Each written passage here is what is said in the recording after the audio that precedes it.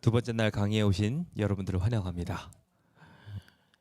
요한계시록은 우리에게 가장 중요한 책이라고 해도 과언이 아닐 정도로 우리의 시대와 가장 밀접한 책입니다. 특별히 마지막 시대를 위해 기록된 책인 요한계시록. 그 요한계시록에 있는 이야기들을 밝히 하는 자는 복을 받을 것이라고 성경은 말하고 있습니다. 오늘 이 자리에 계신 모든 분들이 복을 충만하게 받게 되시길 예수님의 이름으로 축원드립니다. 지난 시간에 이어 오늘은 오류에 빠진 세상이라는 이름을 가지고 하나님께서 버가모 교회도 어떻게 사랑하시는지 함께 좀 살펴보려고 합니다. 우리가 지난 시간을 통하여 교회들이 하나님의 보호하심 속에 있음에 대하여 살폈습니다. 하나님은 하나님의 백성들을 사랑하십니다. 그 백성들이 때로는 말을 안 들을 수도 있고요. 때로는 잘못된 길을 걸을 수도 있습니다. 그래도 사랑하십니다. 마치 부모가 자식을 미워할 수 없는 것처럼 잠시 이 아이가 말을 너무 안 들어서 속상하다는 느낌은 받아도 결국 이 아이를 버릴 수 있습니까? 없습니까? 없어요. 하물며 하나님께서 우리 교회를 사랑하시지 않으시겠습니까? 주님은 우리를 사랑하십니다. 우리가 어떠한 상황에도 꺼지지 않을 수 있도록 지키고 보호하십니다. 그것을 이야기하는 책이 계시록이라는 책이니 이 책이 더 이상 무서운 책, 두려운 책이 아니라 오늘 우리를 행복하게 만들어준 책이라는 것을 다시 한번 분명하게 느끼게 되시길 간절히 바랍니다. 우리가 이 7교회의 시대들을 각각 지난 시간을 통해서 하나는 사도시대 교회, 하나는 핍박을 받았던 교회의 시대교회라고 배웠습니다. 이것은 오늘날 시대에도 동일하게 주님과의 첫사랑에 빠져서 열심히 신앙하는 사람들에 대한 이야기들이 될 수도 있고 지금 시련과 역경을 겪으면서 힘겨운 신앙을 하고 계신 분들의 이야기가 될 수도 있습니다. 마지막 시대가 되면 될수록 이 하나님의 교회들은 점차 처음 사랑을 잃어가는 교회가 될 것이며 더더욱 세상의 미움을 받게 돼서 어떻게 해서든지 이 교회를 교회답지 못하게 만들려고 핍박하는 시대에 놓이게 될 것입니다. 마지막 시대가 될 때 이와 같은 문제들을 품게 될 것을 생각해 보면서 과거의 역사 속에서 그들은 어떻게 이것을 승리로 점철시켰는지 그것을 살펴볼 수 있는 시간이 바로 지난 시간이 아니었나 싶습니다. 궁금하신 분들은 여기에 이제 보여드리는 링크들이나 이런 것들을 참조하셔서 지난 강의를 함께 보시면 도움이 될 것 같습니다. 오늘은 이제 버가모 교회의 시대에 대한 이야기를 함께 보도록 하겠습니다.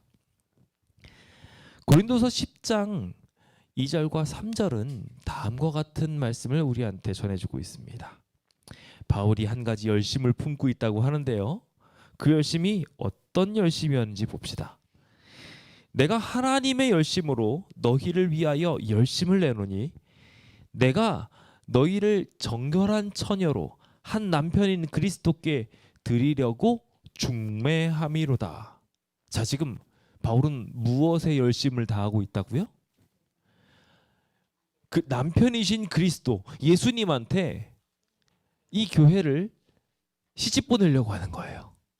근데 시집 보내려고 하는데 어떤 열심, 이게 시집 보내면 되는 건데 무슨 열심이 필요했던 걸까요? 보니까 정결한 처녀가 되게 해서 다른 남자들한테 눈 돌리지 않고 그리고 현숙한 아내가 갖춰야 될 모든 것들을 갖춰가면서 남편에게 잘 순종하는 아내로서 준비되어지는 이 정결한 처녀로서의 모습이 이 교회들에게 잘 이루어질 수 있도록 만들기로 열심을 다하고 있다고 기록하고 있는 것입니다.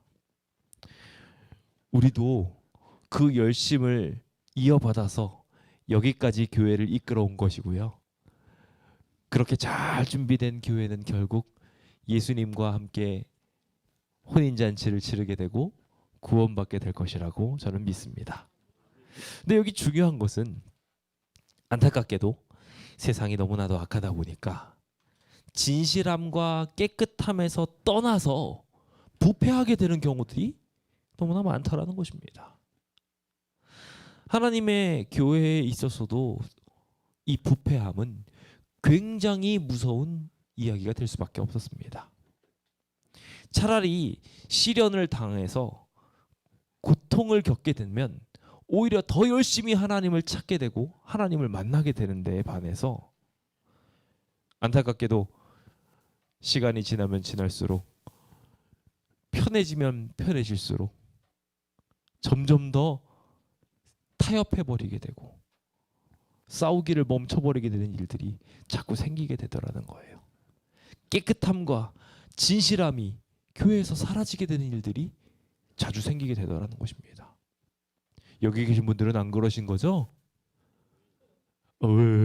대답을 못 하시는 걸로 봐서 저도 자신 있게 답변을 그렇게 못 합니다. 저도 늘 정결하고 깨끗하고 순결하게 살고 싶은데 목회자인 저조차도 때로는 화가 날 때도 있고요. 때로는 섭섭할 때도 있고요. 때로는 욕심날 때도 있어요. 그러니까 교회를 다니실 때는 누군가를 보고 다니시면 절대 안 됩니다. 오직 예수님만 바라보고 다녀야지요. 우리 주님께서는 그 아름다운 모습을 우리한테 심기워 주고자 성경을 허락하셨고 그 성경에 있는 말씀을 잘 보면 주님을 통해서 우리의 삶이 깨끗해지는 그 경험을 하게 됩니다. 바울은 이렇게 성경을 통해 예수님을 잘 소개해서 하나님의 교회가 정결하게 되는 그런 일들이 가능하도록 끊임없이 가르치는 사람이었습니다. 그 부분에 있어서 최고의 열심을 가진 사람이었고 그 열심을 가지고 터키 지방에 있었던 모든 교회를 순회하고 돌아다니면서 열심히 복음을 증거했던 이였습니다. 오늘 우리도 우리의 주변 이웃들과 사랑하는 우리의 자녀들을 그런 눈으로 바라보면서 함께 사랑으로 그들을 향한 열심을 품게 되었으면 좋겠습니다. 그런데 교회들이 예쁘게만 자라더냐? 나 자신도 안 되는데 우리의 자식들이라고 해서 잘 자라겠습니까? 안 그러겠죠. 안타깝게도 금방 어디서 나쁜 걸 배워서 금방 망가지게 되는 경험들을 많이 하게 되는 것들을 보게 됩니다. 특히 좋은 거 가르쳐 줄게 라고 이야기하면서 다가오는 사람들이 좋은 거를 가르쳐 주는 경우들이 흔하지 않더라는 거예요. 자꾸 나쁜 걸 배우고 나쁜 것들을 익히게 되는 일들이 많이 생기게 되었습니다. 마지막 시대에 있어서도 동일하게 진리를 가장한 교사들이 등장하게 될 것입니다. 가짜 내용들을 들고 와서 자기가 그 자리에서 서서 뭔가 좋은 이득을 얻으려고 속이는 말로 진짜가 아닌 가짜를 주려는 사람들이 생기게 될 것이라는 것입니다. 참 안타깝게도 그와 같은 유혹들에 교회들이 동일하게 놓여 있습니다. 성경은 이 상황들에 대하여 이상한 일이 아니라고 이야기하면서 사단도 자기를 광명한 천사로 나타낸다고 이야기하고 있습니다. 여기 고린도후서 11장 13절에서도 자기를 그리스도의 사도로 가장하는 자들이 있다고 이야기하며 예수님께서 이미 경고하신 것처럼 마지막 시대에 분명하게 이야기를 들으셨던 것처럼 거짓 선지자들이 가짜를 가르칠 것에 대하여 분명하게 말씀하고 계셨던 것입니다. 버가모 교회는 그 유혹을 직격으로 받았던 교회였습니다. 오늘은 그 이야기를 함께 살펴보면서 마지막 시대에도 동일하게 가짜를 가르치려고 애를 쓰는 사람들, 성경의 말씀이 아닌 다른 이야기를 하려는 사람들의 이야기들을 함께 다루어 보도록 하겠습니다. 교회는 어떤 자세로 이 세상을 살아가야 할까요? 교회가 이 땅에서 살아나가려면, 순결함을 유지하려면 여러 가지 실물 교훈들을 통해 가지고 노력이 필요하다는 것을 알게 됩니다. 자, 하얀 옷을 입고 밖에 나갔다고 생각해 봅시다. 하얀 옷을 입고 나갈 때 여러분들은 어떻게 하십니까? 바닥을 아무렇게나 뒹굴뒹굴 거리십니까? 음식을 먹을 때도 어떻게 드십니까? 할 수 있으면은 가릴 수 있는 거를 가리고 먹거나, 그럴 수 없는 경우에는 정말 조심히 먹게 됩니다. 그럼에도 불구하고 집에 오면 어떻게 되어 있습니까? 하얀 옷은 결국 금방 더러워지게 되는 것들을 발견하게 됩니다. 하나님께서는 우리한테 순결한 흰 옷을 입혀주셨습니다.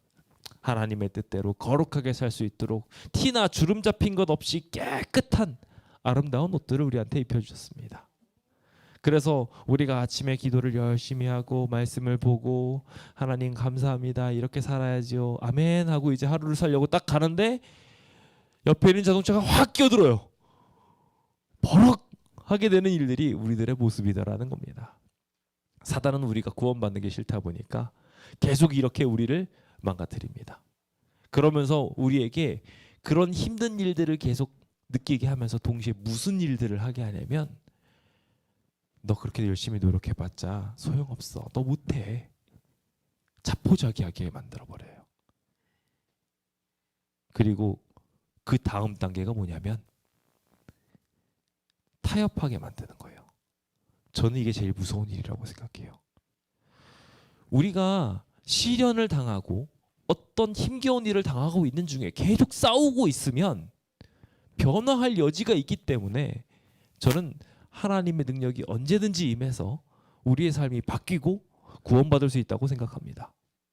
그런데 반대로 우리가 계속해가지고 노력하는 일을 멈추고 어느 순간부터 이거는 안 되는 것 같으니까 포기하고 내려놔 버리게 되면 더 이상 발전이 있을까요, 없을까요? 안타깝게도 생기지 않게 되더라는 것입니다. 포기는요, 오늘 우리의 삶에서 절대 있어서는 안 된 일입니다. 그러나 안타깝게도 버가모 교회는 타협하는 교회였습니다. 세상과 타협하기 시작하니, 세상과 함께 섞이기 시작하니 있는 대로 더러운 것이 묻기 시작한 시대였던 것입니다. 버가모라는 뜻은 높은 성, 높다, 높이 들려져 있는 성이다 라는 의미를 가지고 있습니다. 실제로 높은 곳에 세워지는 성으로서 주변에 있는 많은 사람들이 높이 올려다보았고 드디어 많은 사람들이 인정을 받았다라고 이야기할 정도의 아주 강력한 도심권을 허락하고 있었던 곳 중에 하나가 바로 이 버가모라는 지역이었습니다. 실제로 그것을 바라보면서 느껴지는 느낌과 비슷하게 하나님의 교회가 높이 들려오게 됐습니다. 하나님의 교회를 알지 못했던 수많은 사람들이 한꺼번에 하나님의 교회를 알게 되는 계기가 되기도 했습니다. 그런데 이 사실이 좋은 일로 흐르지 않았더라는 것이 문제가 됩니다. 이 버가모 교회 시대에는 어떤 일이 생겨나게 됐을까요? 버가모 교회는요, 하나님께서 하나님의 백성들이 고통받고 있었을 때 그 고통을 멈춰주셨던 시대였어요. 계속 고통받는 거 하나님이라고 보기 좋으셨을까요? 안 좋으셨어요. 그래서 고통을 멈출 수 있도록 하나님께서는 특별한 계기들을 많이 베풀어 주셨습니다. 특히 콘스탄티누스라는 황제가 기독교를 공인하기에 이르게 됩니다. 드디어 기독교가 인정을 받게 된 거예요. 예수님을 믿는다고 하면 다 죽게 되는 시대에서 예수님을 믿어도 되는 시대가 된 겁니다. 좋은 시대예요, 안 좋은 시대예요? 예, 아시는 분들은 대답을 못 하십니다. 왜냐하면요, 분명히 좋은 시대거든요. 생각을 해보세요. 교회 가라고 장려하고요, 심지어 열심히 신앙하세요. 신앙 안 하시면 안 돼요. 심지어 국가에서 강제로 교회 다니셔야 됩니다 하고 막 메시지도 보내고 듣게 하고 나중에는 직접 가라고까지 막 강권까지 합니다. 우리가 보기에는 되게 좋은 시대처럼 보일지 모르겠어요. 아마 그런 꿈도 꾸보셨을지 모르겠어요. 아예 우리나라가 기독교를 국교로 정하고 모두가 하나님을 믿으면 얼마나 복을 받을까 정말 저도 그것을 꿈꾸고 기대하고 있는지 모르겠습니다. 근데 정작 그런 시대가 됐을 때 내부에서 문제가 발생하기 시작하더라는 거예요. 무슨 문제가 발생되게 된 것일까요? 저는 오늘 이 버가모의 이야기를 통해서 신앙생활하기 좋은 시대에 살아가고 있는 우리의 삶을 뒤돌아보고자 합니다. 요즘 여러분들 신앙생활하는 거 어떠세요? 신앙생활 하기가 힘드시던가요? 아니면은 여러모로 편의점들이 많이 갖춰주셨던가요? 여전히 힘들다고 하신 분들은 여전히 내가 신앙생활을 하기 위해서 싸우는 부분이 있다는 부분이에요. 근데 참 편해졌어요 라고 하시는 분들도 분명히 많이 계시리라 생각합니다. 실제로 신앙생활하는 데 있어서 요즘 시대처럼 좋은 시대가 많지 않습니다. 옛날에 우리가 조선시대에 태어났다고 생각해 봅시다. 예수님을 믿는다고 하면 어떻게 됐을까요? 예수쟁이라고 하면서 잡아 죽임을 당했습니다. 수많은 순교자들이 있는 이야기들은 우리가 이미 잘 알고 있는 이야기입니다. 조선시대에도 예수님의 이야기를 들은 이들이 예수님의 사랑에 감동해서 성경 말씀대로 하나님을 믿으며 살아가려고 애썼습니다. 하지만 그들은 그들의 정체가 들키는 순간 죽을 수밖에 없었어요. 지금은 어떻습니까? 교회 나간다고 해서 누가 옆에서 죽이겠다는 사람이 있나요? 없어요. 근데 왜 힘들다고 느끼세요? 그 힘듦이 외부적인 거든가요? 결국은 내부적인 거든가요? 우리가 잘 알고 있는 것처럼 나그네가 옷을 벗었던 것은 바람이 세서가 아니라 날이 더워서였습니다. 결국 자신에게 있어서 지금 이 옷이 거추장스럽다고 생각되는 감정이 딱 드는 순간 이 옷을 벗어던지게 되더라는 것입니다. 우리의 삶 속에서도 동일한 일이 생겨날 수 있습니다. 그래서 이 버가모 교회 시대가 안타까운 교회 시대가 되는 것입니다. 주님께서는 이런 교회에게 아주 중요한 모습으로 나타나셨습니다. 계시록 2장 12절은요. 예수님의 모습을 이렇게 표현합니다. 좌우에 날선 검을 가지신 이가 이르시되 라고 말입니다. 예수님을 어떻게 소개하고 있다고요? 좌우에 날선 검을 가지고 계시대요. 이거 성경을 조금 읽어보신 분들은 아실 거예요. 히브리서 4장 12절에 하나님의 말씀을 표현하면서 하나님의 말씀은 살아있고 활력이 있어가지고 좌우에 날선 어떤 검보다도 예리하더라. 그래서 우리의 골수까지도 찔러 쪼개면서 우리의 마음속에 들어와서 하나님께서 역사하시더라는 이야기를 우리는 알고 있습니다. 즉 주님께서는 하나님의 말씀을 가지시고 그 강력한 검을 가지시고 이 백성들 앞에 서신 것이었습니다. 주님께서는 이와 같은 상황 속에 왜 말씀을 들고 서 계셨던 것일까요? 그 이유가 있습니다. 계시록 2장 13절은 하나님의 교회가 서 있었던 장소가 사탄의 권자가 있는 곳이었기 때문이라고 기록하고 있어요. 하나님의 교회가 서 있는 곳이 어디라고요? 사탄이 자기의 세력들 중에서도 가장 중심, 자기의 보좌를 어디다 두겠어요?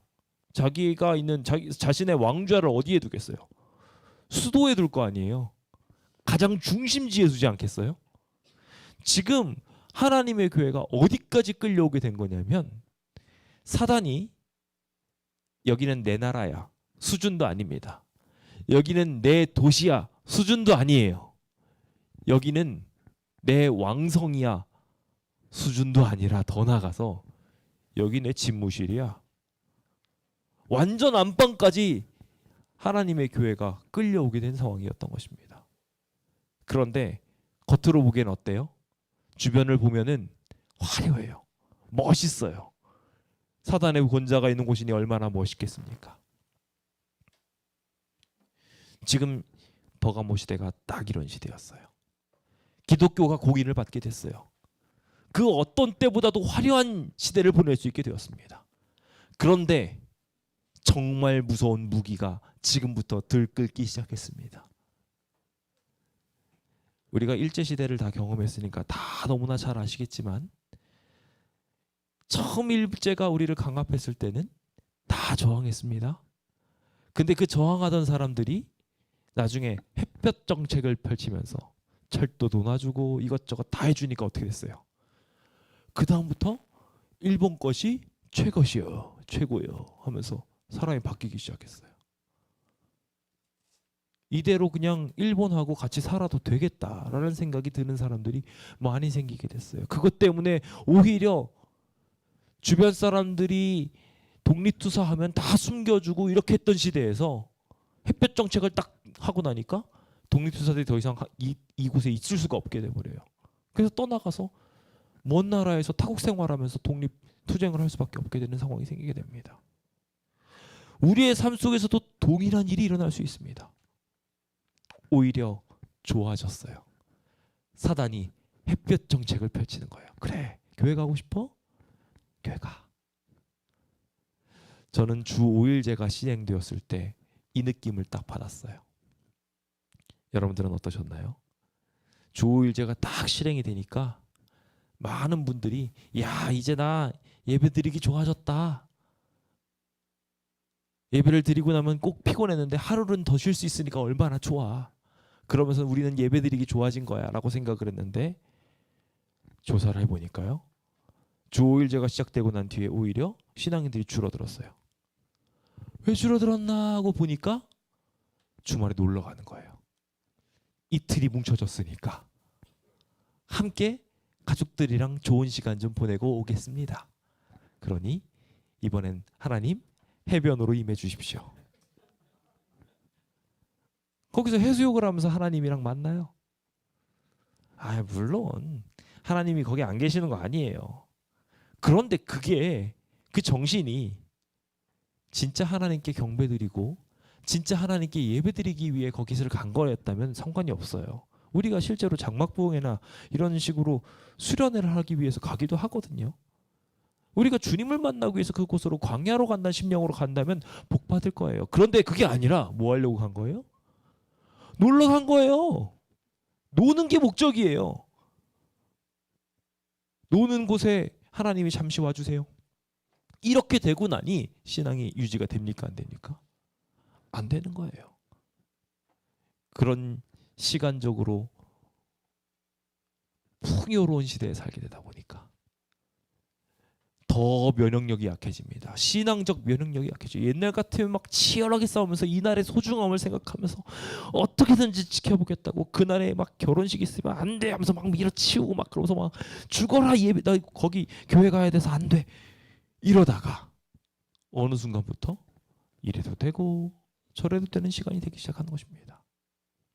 근데 저는 참 버가목 교회를 보면서 그래도 희망을 갖는 것은 여기 버가목 교회 칭찬의 메시지 2장 13절을 보시면 그 얘기가 나오는데요. 어떻게 나오냐면 사단의 권좌가 있는 곳인데 거기에서도 끝까지 충성된 증인이 있었다는 것입니다. 그 사람의 이름을 안디바라고 소개하고 있습니다. 여기 안디바라고 소개되고 있는 이 사람의 이름은 실제 사람의 이름이 아닙니다. 여기 안디바라고 소개되어져 있는 이 사람이 어떻게 되는지 성경의 이야기를 보면은 사단이 있는 곳, 그러니까 사단의 권자가 있는 그곳에서 죽임을 당했다고 기록하고 있어요.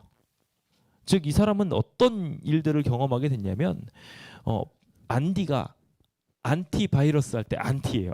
안티 이제 대항하다 이렇게 거절하다 이런 뜻입니다. 그리고 대신하는 것을 반대한다는 바가 대신한다는 것. 그러니까 대신하는 것을 반대하는 사람. 나는 예수님만 필요합니다라고 했던 사람인 거예요. 그래서 다른 대신할 만한 편안한 것들이 막 주어졌을 때 그것들을 끝까지 거절했던 사람이 안디바라는 이름으로 대표되어져서 표현된 것입니다.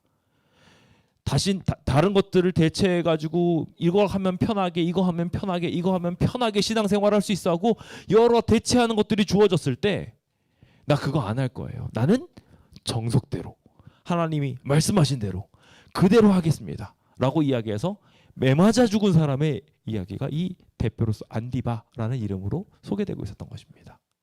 그리고 그 모습을 보고 똑같이 그들이 죽는다 할지라도 나도 그런 신앙을 할 거야 라는 사람들이 있었다는 것입니다. 어느 시대에도요?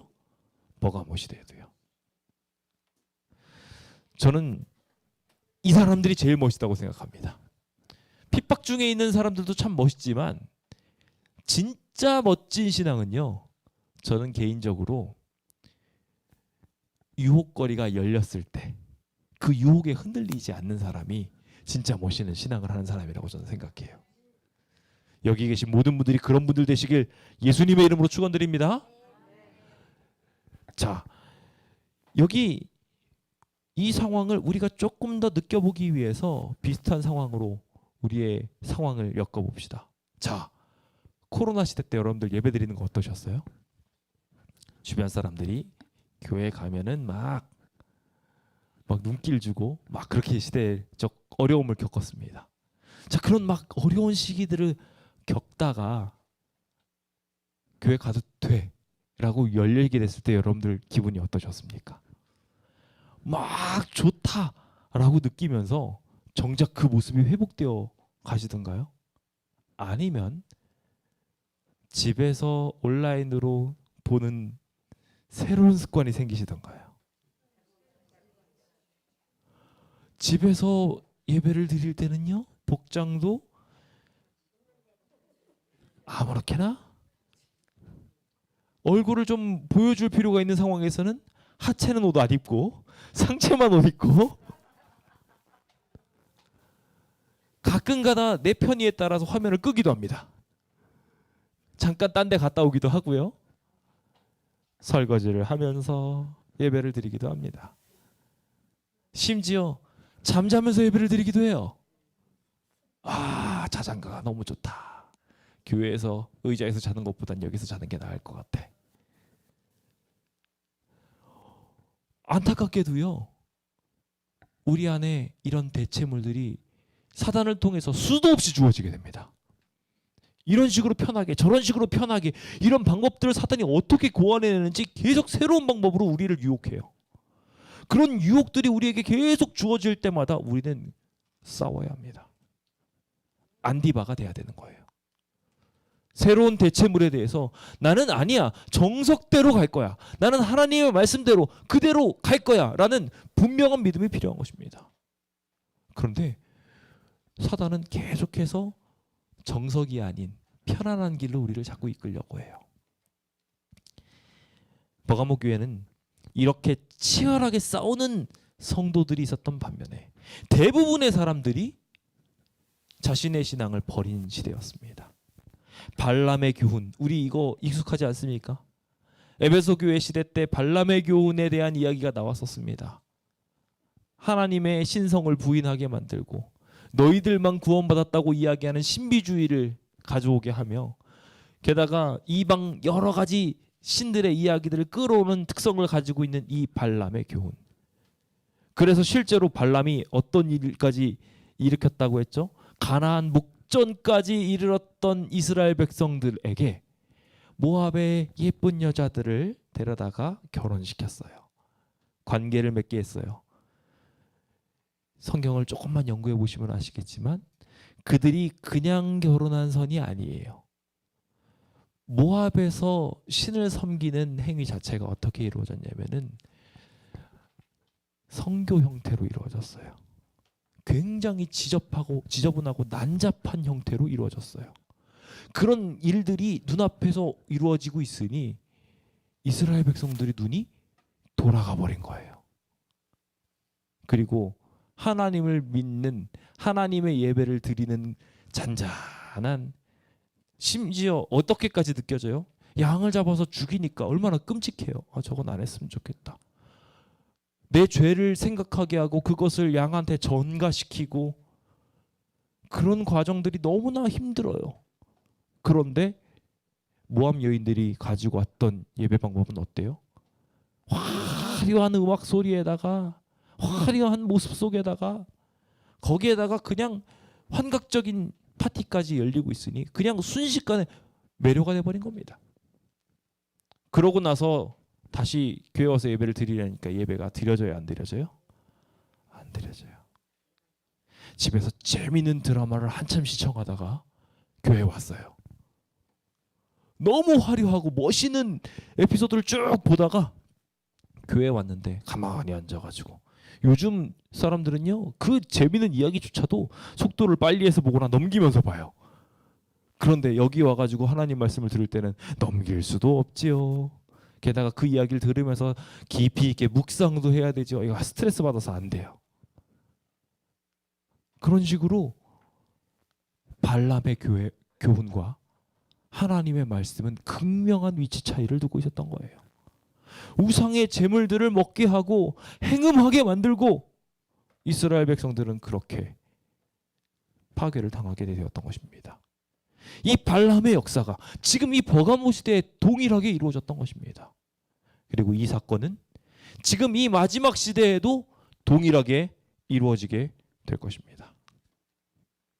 요즘 시대가 어떤가요? 정말 화려합니다. 모든 게 다 멋있어요. 그래서 심지어 요즘에는 예배도 쇼처럼 합니다. 어떤 예배들은 하나님의 말씀을 묵상하게 하는 게 아니라 그냥 이 집회 자체에 확 빠져서 집회 자체에 몰입하느라고 하나님은 잊어버리고 그 분위기에 취해서 예배를 드리게 하는 경우들도 있어요. 바람직한 것이라고 할 수 있을까요? 물론 하나님께 감사해서 기쁨의 무아지경에 빠진 것이라면 괜찮겠지만, 다른 멜로디나 분위기나 혹은 어떠한 다른 것들을 통해 가지고 우리가 하나님이 아닌 것들에 집중하게 된다면 안타깝게도 그것은 지금 이 버가모 교회의 상황에 빠진 상황이라고 볼 수 있는 것입니다. 주님께서는 이런 교회들에게 이 잘못된 교훈에서 돌이키라고 말씀하십니다. 특히 이 발람의 교훈은 굉장히 무서운 키워드를 가지고 있는데, 발람은 누구 선지자였습니까? 그가 하나님의 선지자였다는 거 알고 계십니까? 발람은요 저기 그 이방 나라였긴 했지만 그 이방 나라에서 가장 알아주는 하나님을 믿는 선지자였어요. 그래가지고 이 모압에서 그 하나님을 믿는 사람이라는 사람을 데리고 와가지고 지금 이걸 한 겁니다. 그가 무슨 이야기를 하면서 이야기를 했을까요? 자, 모압 사람은 누굽니까? 모압 사람은요 결과적으로 룻의 후손이에요.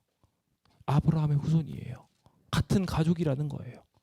그 같은 가족 내에서 지금 우리 똑같이 하나님 섬기는 거야, 똑같이 신 섬기는 거야 를 가지고 끌고 와서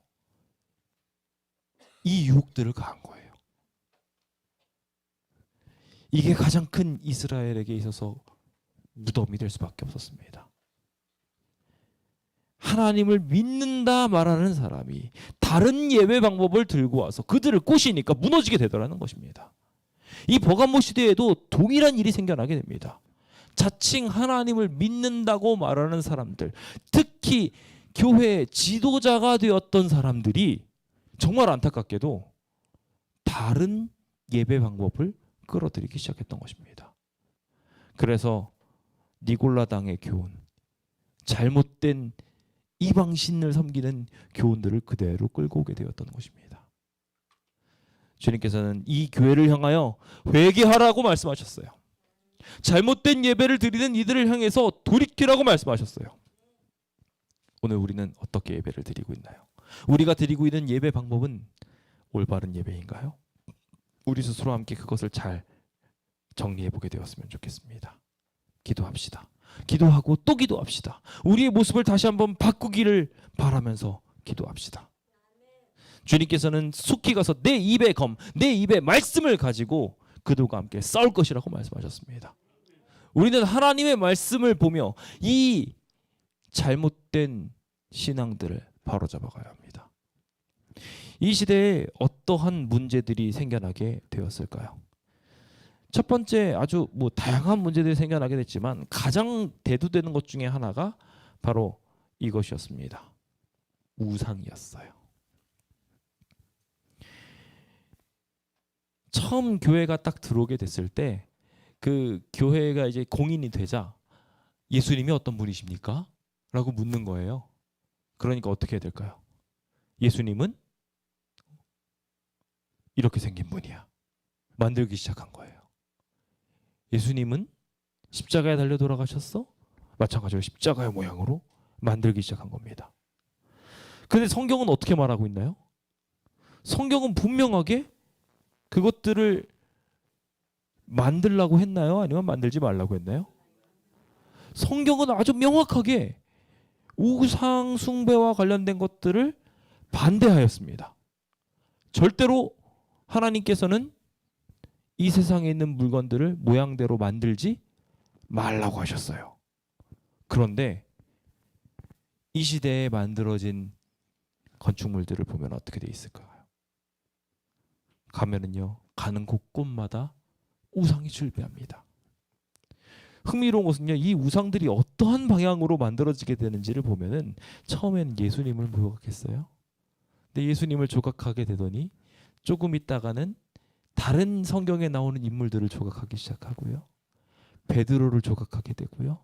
베드로를 조각하고 마리아를 조각하고 등등등등등. 나중에 가서는 성경에 전혀 등장하지도 않는 자칭 성인이라는 사람들, 거룩한 삶을 살았다 하는 사람들의 모습까지도 우상으로 만들기 시작했어요. 이 정신이 어디서 온 걸까요? 사단에게서 온 거예요. 사단은요, 하와를 꼬시면서 분명히 뭐라고 말했습니까? 이거 먹으면 죽지 않아. 뭐가 된다고요 대신? 너희도 하나님처럼 될 거야. 그게 누가 바라던 마음이에요?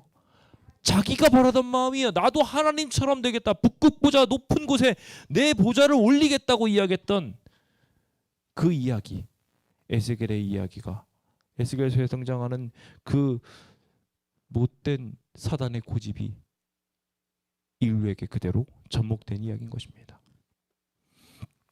주님께서는 이 사실, 이 속성을 너무나도 잘 알고 계셨어요. 그래서 보이는 것이 아닌 하나님을 믿음으로 말미암아 구원받으라고 말씀하셨어요. 근데 문제는 수많은 사람들은 자꾸 보이는 것을 찾아요.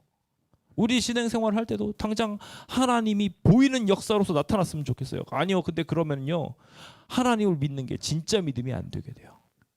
밀가루 신앙이라는 이야기 좀 들어보셨죠? 예, 밀가루를 주면 교회를 오고 밀가루를 안 주면 안 와요.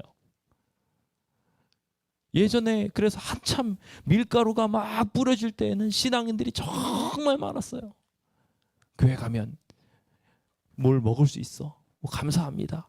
초코파이 하나라도 얻고 초콜릿 하나를 먹고, 그게 신기해가지고 막 교회 가는 사람들이 있었어요. 물론 그러다가 하나님을 경험하게 되고 실제로 하나님을 믿게 되는 일들도 많이 있었습니다. 그런데 주객이 전도되면 됩니까? 안 됩니까? 안 돼요. 주객이 전도되는 순간 안타깝게도 우리는 하나님을 만나야 되는데 하나님을 만나는 게 아니라 밀가루를 만나고 돌아가는 거예요. 우상 숭배가 똑같은 역할을 하게 됩니다. 성경에서는 우상 절대 만들지 말라고 이야기하고 심지어 천사 숭배도 하지 못하게 분명하게 못 박으셨습니다. 그러나 그들은 이것이 거룩한 모습이라고 말하며 십자가에나 이런 여러 가지 석상, 거룩한 석상들을 만드는 이유가 무엇입니까라고 이야기할 때 이거 보고서 그 사람들을 묵상하라고, 이거 만든 거라고 말하면서 결과적으로는 누구도 신이 될 수 있다? 너네도 신이 될 수 있다. 지금 이 순간에도 계속해서 정말 신앙생활을 열심히 하는 그들을 가리켜서 성인이라고 표현하고 그 사람을 신격화하고, 문제는요, 우리 교회 내에서도 이런 비슷한 일들이 일어날 수 있다는 거예요. 그래서 열심히 신앙하게 되면 마치 레벨이라도 올라가는 양 집사가 되고 장로가 되고 목사가 될 수 있다. 번지수가 잘못돼도 한참 잘못됐어요. 성경의 정신이라는 완전히 달라요. 목사는 가장 낮은 자리에서 모든 이들을 위하여 봉사하는 자리가 되어야 된다고 믿는 것이 성경의 가르침입니다. 오늘 우리의 삶도 그와 같은 모습으로 서로를 더 높여주면서 그런 신앙을 살아나가야 되는데, 어느 순간 내가 내 신앙을 자랑하고 내 모습을 자랑하고 더 멋있는 모습으로 나가기 위해서 자꾸 자기를 우상화해버리는 일들이 일어나게 된다면 얼마나 슬픈 일이겠습니까? 버가모 시대에는 이와 같은 일이 생겨나기 시작하면서 수많은 이교 문화들이 들어오기 시작합니다. 바울 시대에도 비슷한 일이 있었는데요. 바울이 딱 가게 돼가지고 전도를 하게 됐을 때, 그리고 바울과 함께 갔던 바나바를 보고서 똑같이 이방신의 신상의 이름들을 그대로 넣습니다. 이 사람은 제우스 같아. 그렇게 이방신으로 넘겼던 것처럼 똑같이 이때에도 그런 일들을 하기 시작하는데요. 그리스도교에서는 여신이 없습니까? 여신이 없긴 왜 없어? 마리아가 있잖아. 성모 마리아라고 이야기하면서 그를 신처럼 받들게 되는 이야기들을 하게 되더라는 겁니다. 오늘 우리의 삶 속에 이와 같은 거짓된 우상들이 생겨나지 않을 수 있도록 함께 기도하게 됐으면 좋겠습니다. 잘못된 섬김의 대상이 만들지 않아질 수 있도록 우리 함께 기도해야 됩니다. 성경을 바로 알아야 이것이 비로소 우리 안에 제대로 세워지게 될 것이며 안전하게 될 수 있을 것입니다. 이것만 들어온 것이 아니었습니다. 성경에 그렇게 들어오지 말라고 했던 우상뿐만 아니라 우상과 관련된 각종 예배 형식도 그대로 들어오게 됐습니다. 그래서 우리가 흔히들 알고 있는 부활절, 얼마 전에도 같이 잠시 이야기를 나누기도 했지만, 부활절의 이야기가 어디서부터 왔다고요? 예수님의 부활을 기념하는 데도 있지만 함께 섞여가지고 뭐가 들어온 게요? 아프로디테, 신을 섬기는 이야기에서 들어오게 된 거예요. 아스다롯이라는 신이 있었는데 그 아스다롯의 영어식 이름이 이스터입니다. 그 이스터 에그, 부활절 계란, 달걀, 그게 그렇게 되는 거예요. 그래서 부활의 신으로서 등장하고 있는 이 신을 표현을 하면서 자연스럽게 그 신이 어떻게 어떤 속성을 우리에게 무엇을 주는가라고 하면서 다산과 축복과 막 이런 것들을 다 포함시켜서, 풍요를 포함시켜서 만들어지게 된 절기가 부활절기예요. 그래서 여기 나무 위키에도 검색을 해보시면요, 뭐 부활절 달걀, 부활절 계란, 성경에 어디 있나요? 찾아보세요. 성경에 도대체 우리가 무슨 이 달걀을 두고서 기념해야 되고 토끼를 두고서 그 기념해야 되는지 어디에 나옵니까? 없어요. 없는데 우리가 왜 이 상황을 이렇게 했는지에 대해서 나무 위키가 정리하고 있어요. 주변 사람들, 지식인들이 정리를 하기를, 이런 것들은 부활절 달걀이라든지 이런 이것들이 바벨로니아나 페르시아 같은 곳에서 풍요와 다산의 상징으로 숨겨졌던 그런 것들이 지금 이 땅으로 오게 돼서 그것이 기독교랑 융합하면서 만들어지게 된 것이 이것이다 라고 정의하고 있어요. 정말 안타깝게도 우리는 아무것도 모르고 예수님을 믿는 줄 알고 예수님을 섬기는 줄 알고 예수님에 대한 기념을 하기 위해서 달걀을 가지고 생각을 하고 있을 때 누가 대신 숭배받고 있어요? 사단이 대신 경배를 받고 있는 거예요. 이 버가모 시대에 예수님을 어떻게 소개하는 줄 아세요? 태양신으로 소개했어요. 태양신으로요. 성경에도 실제로 나오잖아요. 의로운 태양이 떠올라서 너희를 치료할 것이라는 이야기를 보고 나서, 맞아, 예수님은 의로운 태양이시잖아. 그러니까 그 의로운 태양이신 예수님이 태양의 신이야. 우리가 그리스 로마 신화를 좀 공부하신 분들은 다 아실 거예요. 그리스 로마 신화에서 태양신이 등장을 하고요. 그 태양신에 숭배하는 사람들이 상당히 많았어요. 아주 인기 있는 신이었고요. 그 인기 있는 신을 쫓아가는 그것을 그대로 이용을 해서 다음과 같은 이야기를 하기 시작합니다.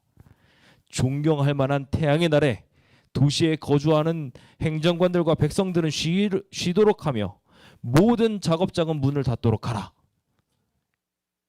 일명 일요일 휴업령이라고 이야기하는 일요일을 예배일로 지정하는 날이 세워지게 된 겁니다. 콘스탄티누스 황제는 이 날을 예배일로 증하면서 그날에 모든 백성들은 교회에 가서 예배를 드려라 라고 하기 시작한 것입니다. 그런데 이 태양의 날에 숨겨져 있는 여러 가지 무서운 점들이 있었던 것입니다. 본래 하나님을 섬기는 날 성경에 어떻게 기록되어 있나요? 성경에 기록되어 있는 날 자세히 보십시오. 성경에 잘 살펴보시면 다 안식일이라고 기록되어 있습니다. 주의 날이라고 기록되어 있는 적이 있어요. 그런데 그 주의 날이라고 기록되어 있는 말조차도 안식일을 기록하는 날이에요. 안식일을 지정하는 날이에요. 사실 사도들은 자신이 죽을 때까지도 부활의 날을 기념한 적이 한 번도 없어요. 성경을 그래서 나중에 후대에 있는 사람들이 찾아내면서 단 한 사람이라도 좋으니까 성경에서 안식일이 아닌 주일을 지키라고 한 것에 대해서 찾아오십시오. 이게 누가 한 거냐면은 그 당시에 종교 지도자인 신부가 상금을 걸고 자기도 가르치다 보니까 없는 거예요. 아무리 찾아봐도. 그래서 내가 상금을 줄 테니까 그거 찾아오세요 라고 한 겁니다. 아직까지 그 상금 받아간 사람이 아무도 없어요. 아주 명백하게 지금 이 순간에도 유대인은 금요일 해질 때부터 토요일 해질 때까지 안식일을 지키면서 살아갑니다. 성경에 기록된 예배일이고 그것이 구원날이라고 믿으면서 말입니다. 그런데 어느 순간 갑자기 태양의 날이라는 것이 등장하게 된 것입니다. 로마 행정이 그 당시에 미트라교라고 하는 기본 시설에서 다 똑같이 일요일을 지키고 있으니 그것을 갑자기 뒤집어 엎기가 너무 힘드니까 일요일을 중심으로 갑자기 진행을 하는데 어떻게 이거를 갑자기 한순간에 바꾸겠니? 그렇게 할 수가 없다고 생각을 한 겁니다. 그래서 그들이 바꾸기 시작했고요. 그 바꾸게 되는 일들이 실제 역사로 그대로 일어나게 돼서 천주교에서는 십계명을 뜯어고치기까지 합니다. 우리가 다음 시간에 배울 이야기이긴 하지만 우리는 작은 타협이 얼마나 무서운 이야기들을 불러오게 되는지를 배웁니다. 마지막 시대에 이르게 되면 우리는 이러한 유혹들을 더 많이 겪게 될 것입니다. 여러분도 지금 이 순간에 새로운 방법의 여러 잘못된 유혹들을 받게 될 겁니다. 어떤 이들은 예배를 드리는 방법에 있어서 그냥 예배만 잠깐 드리고 가면 끝이라는 방식으로 배우시고 계실지도 모르겠어요. 분명히 하나님께서는 경배의 날을 지정하셨는데 잠깐 왔다가 가면 끝. 나의 의무 끝났어. 그러니까 난 마음대로 살아도 돼. 로 바뀌게 되는 그런 유혹을 받고 계실지도 몰라요. 어떤 이들은 성경에 있는 가르침과 다른 것들에 대해서 강요받고 있는지도 몰라요. 오늘 우리의 삶 속에 이와 같은 일들이 자꾸 생기게 될 때 어떻게 해야 될까요? 주변에 있는 다른 이들이 거짓 기별들을 증거하려고 할 때 어떻게 해야 될까요? 마태복음 24장 24절은 분명하게 말합니다. 마지막 시대가 되면 거짓 그리스도, 거짓 선지자들이 나타나서 큰 표적이나 이사들을 보여주면서 택하신 자라 할지라도 미혹할 거라고 말하고 있습니다. 우리가 정말 하나님을 신실하게 따르려고 하는 사람인데도 불구하고 속임을 당하게 될 수 있다는 거예요. 그러니까 우리는 아주 중요한 한 가지를 해야 됩니다. 이런 타협의 시대가 될수록 아주 중요한 한 가지를 해야 합니다. 제가 종종 보여드리는 겁니다. 아리스토텔레스가요. 그리스의 유명한 철학자이자 과학자로서 거미의 발을 6개라고 말합니다. 이 거미의 발이 6개라고 말하게 됐을 때 모든 곤충들이 그렇게 다리가 6개니까 그런 줄 알았어요. 그런데 우리가 잘 아는 것처럼 라마르크라는 사람이 프랑스 박물학자로서 실제로 거미를 잡아서 다리를 세봤어요. 근데 다리가 몇 개예요? 6개가 아니라 8개인 거예요. 모양도 달라요. 모양을 가만히 보니까 얘네들은 더듬이가 없어요. 머리랑 가슴이 하나로 붙어 있어요. 머리, 가슴, 배로 보통 곤충이 돼 있는데. 근데 문제는요, 이 사실을 아리스토텔레스가 말하고 난 뒤에 거의 2000년이라는 시간이 가까이 흘러가는 그 긴 기간 동안 사람들이 몰랐다는 거예요. 왜 몰랐을까요? 왜 몰랐다고 생각하세요? 가장 중요한 거는 안 씌워봐서 그런 거예요. 안 세워봐서 그런 거예요. 지금 여러분들 안에 오류가 많을 수 있습니다. 그럼 그 오류를 어떻게 해야 될까요? 우리가 완전한 신앙을 하고 있다고 늘 자부하십니까? 아니요. 지금 저도 완전한 신앙을 하고 있다고 생각하지 않습니다. 저는 계속 하나님을 배울 것이며 하나님께서 보여주신 길대로 걸어나갈 것입니다.